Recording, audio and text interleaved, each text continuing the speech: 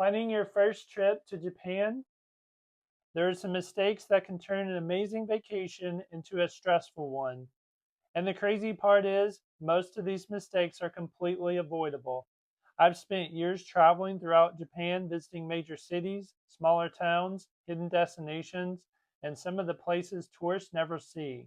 So today I'm going to give you 10 mistakes first time tourists make in Japan and what you should do instead. And make sure you stay until number one because it's one of the biggest reasons people leave Japan feeling like they didn't really experience the country. Number 10, trying to see too much. Let's start with this big mistake, trying to see too much. When you look at a map of Japan, the major destinations can seem surprisingly close together. So you start thinking, I'll do Tokyo, Kyoto, Osaka, Nara, Hiroshima, Mount Fuji, and maybe Hokkaido while I'm at it. Well, technically, you might be able to do it, but should you? Probably not. Every time you change cities, you're spending time packing, checking out, getting to the station, navigating the station, taking the train, finding your hotel, and checking in again. And before you know it, you spend a huge portion of your vacation in transit. For your first trip, choose a few places and actually experience them. Don't try to collect cities like they're Pokemon.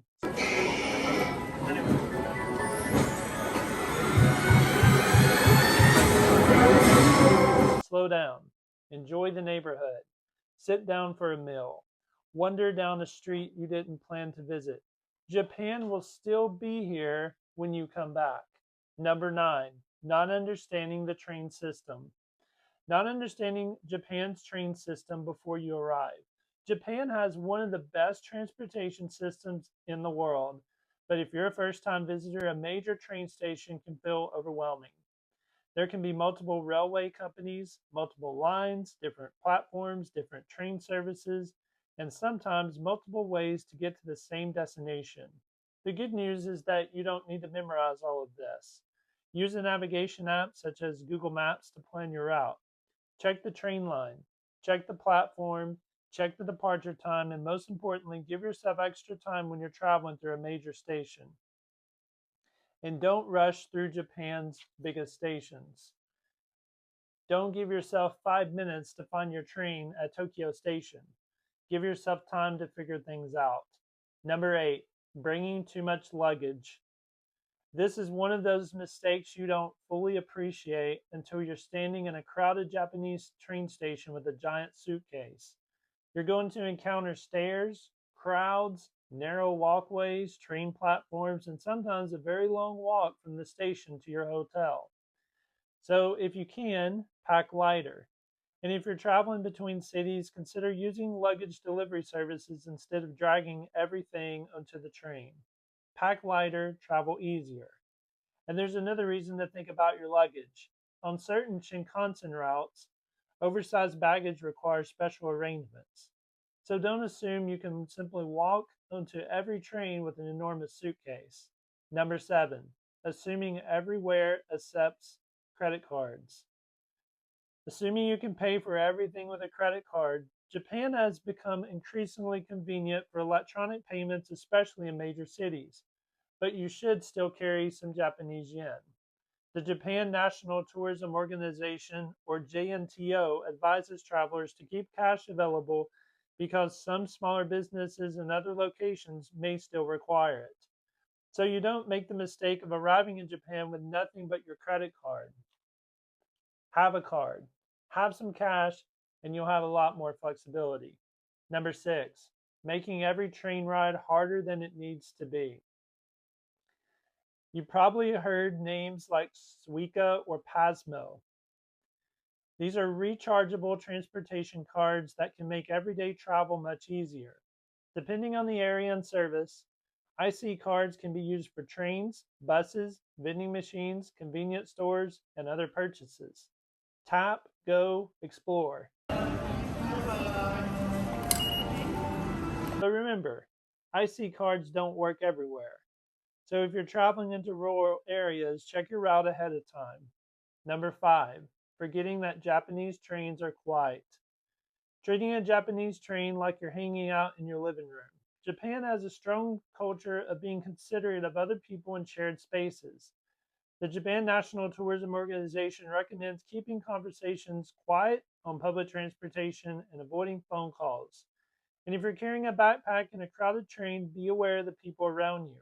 You don't want to turn around and accidentally hit someone in the face with your backpack. Trust me, no one wants to be remembered as the tourist who clotheslined someone with a backpack. Be aware of your surroundings. You don't have to be perfect. Just be considerate. Number 4, tipping. Number 4 is one that really surprises many first-time visitors. If you're coming from the United States, you may be used to adding a tip to almost every restaurant bill. Japan is different. Tipping is not the norm in Japan. The Japan National Tourism Organization explains that tipping is generally not practiced in Japan. So when you finish your meal, you normally pay your bill and leave. You don't need to sit there calculating 18%, 20%, or 25%. That's one less thing you have to worry about. Number 3, not learning basic Japanese etiquette.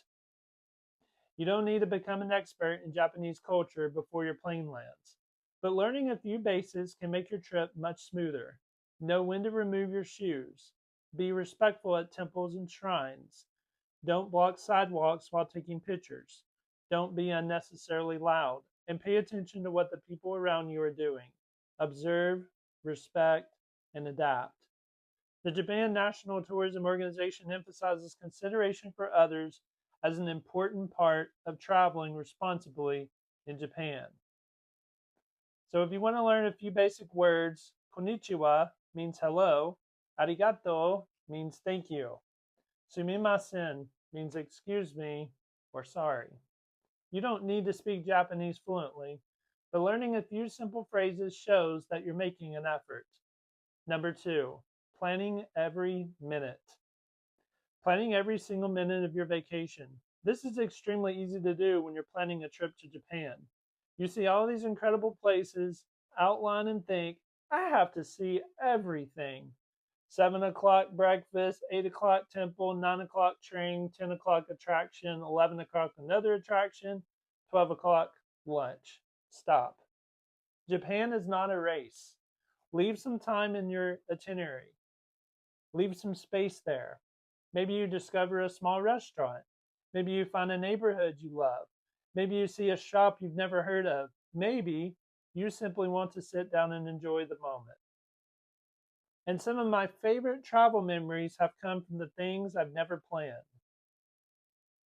And now we've reached the number 1 mistake. And honestly, I think this is the mistake that can have the biggest impact on your entire trip. Only visiting the places everyone else visits. Now, I'm not saying you shouldn't visit the famous places. You absolutely should. Go to Shibuya, visit Kyoto, see Mount Fuji, explore Osaka, visit the attractions you've always dreamed about seeing. But don't stop there. Japan is so much more than its most famous attractions. I've spent years traveling around Japan, and one of the things I've learned is that sometimes the places you stumble upon can become the memories you remember the longest. And so before you fly to Japan, here's a bonus tip. There's one thing I absolutely recommend doing, and that is to plan your logistics. Know how you're getting from the airport to your hotel. Know where your hotel is. Know the nearest train station. Save important addresses and reservations on your phone.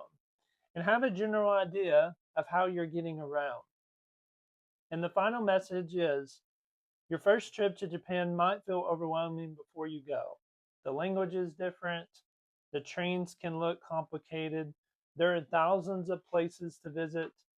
And there are cultural differences you may not be familiar with. But don't let that intimidate you.